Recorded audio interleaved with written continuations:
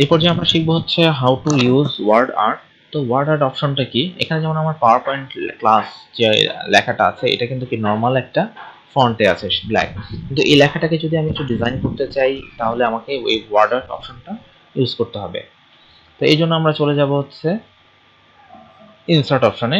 Insert option থেকে এই যে ওয়ার্ড আর্ট, এটা আমরা দুইভাবে করতে পারি ওয়ার্ড আর্টটা। একটা হচ্ছে সিলেক্ট করে নিয়ে ওয়ার্ড আর্টে যেতে পারি, ঠিক আছে। আরেকটা হচ্ছে সিলেকশন ছাড়া আগে ওয়ার্ড আর্টটা সিলেক্ট করে নিয়ে আমরা এখানে কাজ করতে পারি। দেখেন আমি এটা কি করতেছি, ডিলিট করে দিচ্ছি।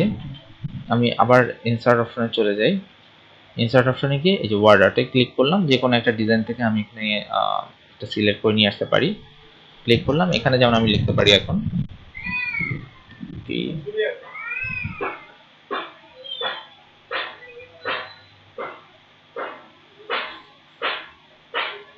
Power point class.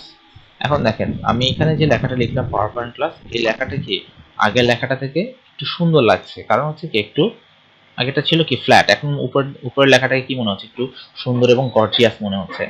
তো এখন যদি চাই যে আমি পাওয়ার পয়েন্ট ক্লাস লেখা যেটা, এটাকে আরেকটু মডিফাই করতে চাই বা একটু টেক্সট ইফেক্ট দিতে চাই, আমি কিন্তু এই ফরম্যাট অপশন থেকে যে দিতে পারি। আমি যদি বাইরে ক্লিক করি তাহলে কিন্তু আমার যেহেতু পাওয়ার পয়েন্ট ক্লাস অপশনটা সিলেক্ট নাই, লেখাটা সিলেক্ট নাই, সেই কারণে কিন্তু এখানে কোনো অপশন নাই। আমি যদি এখানে ক্লিক করলাম তখনই দেখেন আমার কি এখানে একটা ড্রয়িং টুলস নামে একটা অপশন তৈরি হয়ে গেছে। তো এখান থেকে আমি চাইলে যে টেক্সট ইফেক্ট দিয়ে দিতে চাই, যে গ্লু, আউটার গ্লু, দেখেন নিচ থেকে কি একটা শেডের মতো তৈরি হচ্ছে, ঠিক আছে। এখানে অনেকগুলো ইফেক্ট আছে। মোর কালার গ্লু যদি আমরা এখান থেকে দেখেন ইচ্ছা মতো কালারের গ্লু দিতে পারি, ঠিক আছে। এটা কিন্তু মোর কালারের মধ্যে আছে। এরপর আছে রিফ্লেকশন, যদি আমি রিফ্লেকশন তৈরি করতে চাই তাহলে দেখেন এখান থেকে সিলেক্ট করলাম, অল্প, মোটামুটি, বেশি, সব ধরনের কি রিফ্লেকশন আমি এখান থেকে তৈরি করতে পারি। এরপর শ্যাডোর অপশনে যদি চলে যাই, এগুলো কিন্তু সবকিছু টেক্সট ইফেক্টের মধ্যে আছে। দেখেন আমি যাচ্ছি শেষ, আমি আরেকটা কাজ করি, একটু বাইরে নিয়ে এটাকে একটু এই পাশে রাখি যেন আমার বুঝতে সুবিধা হয়। আর আমি লেখার ফন্টটাও একটু বড় করে দিতে পারি। হোম মেনুতে গিয়ে আমি ফন্টের সাইজটা একটু বাড়ায় দেই, 72 করে দিলাম।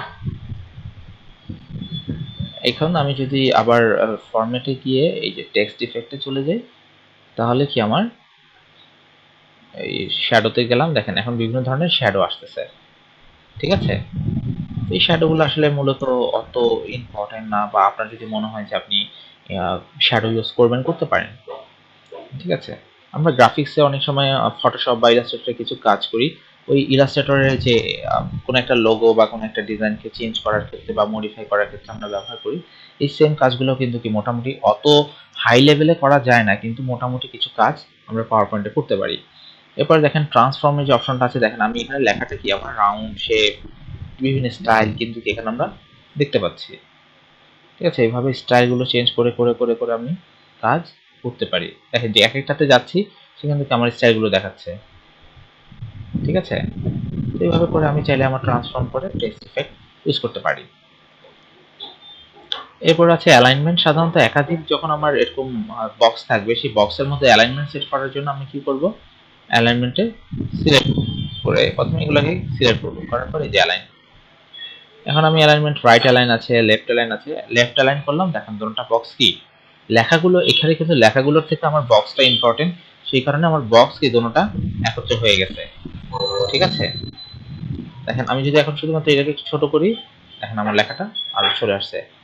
এখানে কিন্তু লেখাটা আপনার কাজ করবে না, মানে অ্যালাইনমেন্টের ক্ষেত্রে এখানে বক্সটা, টেক্সট বক্সটা অ্যালাইনমেন্টের জন্য কাজ করবে। এখন যদি আমি অ্যালাইনমেন্টটিকে সেন্টার করে দিই, অ্যালাইন সেন্টার, দেখেন দুটোটা কি সেন্টারে চলে আসছে। তো এইভাবে করে আমরা কি করতে পারি, টেক্সট বক্স বা ওয়ার্ড ইফেক্টটাকে চেঞ্জ করতে পারি। এছাড়া এখন যদি আমি যে লেখাটাকে লিখে ফেলছি এই লেখাটাকে যদি মডিফাই করতে চাই, সেক্ষেত্রে কি লেখাগুলোকে মডিফাই করতে পারি, কিংবা টেক্সট যে বক্সের ভিতরটা এটাকে যদি আরো হাইলাইট করতে চাই, দেখেন এইভাবে করে এখান থেকে অনেক থিম আমরা ইউজ করতে পারি। এগুলোকে বলা হয় বাটন। এই বাটনগুলো আমরা ইউজ করে আমার লেখাটাকে আরো মডিফাই করতে পারি, সুন্দর করতে পারি। মানে আমি এটা যা চাচ্ছি তা সবকিছু করতে পারছি, ঠিক আছে। আমি চাইলে আদার্স থিম ফিল, আমি যদি অন্যরকম চাই যে এখান থেকে আমার ফিলটা ভিতরে চেঞ্জ হবে, আমি চেঞ্জ করে নিতে পারছি। ওকে, এইভাবে করে আমরা আমাদের পাওয়ার পয়েন্টের কাজগুলোকে করতে পারি। এরপর হচ্ছে শেপ যদি আমি চেঞ্জ করতে চাই, এখানে আমার শেপটা চেঞ্জ আছে, চেঞ্জ শেপ, এখান থেকে যে কোনো একটা শেপ চুজ করলে কি আমার দেখেন এটা চেঞ্জ হয়ে গেল, আমার শেপটা কি এখন চেঞ্জ হয়ে গেছে।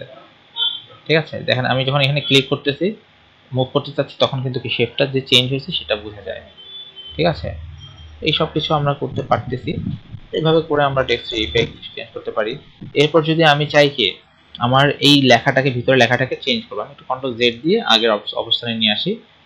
এখন এই লেখাটাকে আমি যদি চেঞ্জ করতে চাই, রাইট মাউস ক্লিক করব, করার পরে এডিট টেক্সট এইটাতে ক্লিক করি, করার পরে আমি এখানে কি এখন যা কিছু লিখবো, যেমন পাওয়ার পয়েন্ট ক্লাস